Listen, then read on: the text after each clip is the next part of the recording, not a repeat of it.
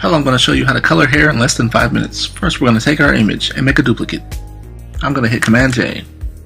Next, I'm going to sharpen this image a little bit by hitting Filter, Other, High Pass.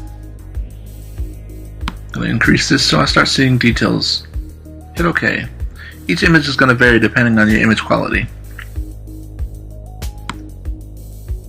I'm going to change the settings to Hard Light. To be non-destructive, I'll make another copy of the original image and merge these two layers together. Okay. Next we're going to take a new layer and with a brush tool select a color. And we're going to paint whatever area we want to add highlights to. Doesn't matter how accurate I am right now because I'll be using a mask to delete areas that are unwanted.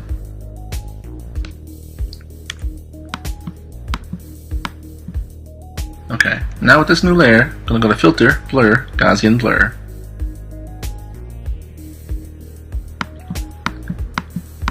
We're going to blur it so it's not so rough. And we can always add more blur if needed later on. I'll leave it as is. Okay. Set this layer to Overlay. I'm going to duplicate this layer one more time. Lower that opacity to around 20%. I'm going to group these two together. And if I want, I can lower the intensity of this image overall. Okay. And now we're going to add a mask to this group layer. And with that, I can paint away areas that I don't want.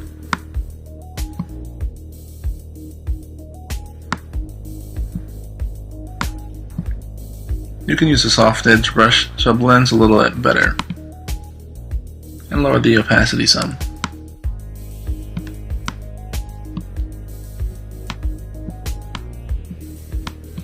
Holding down Alt and Shift and clicking on the group, I can also see what areas I'm painting.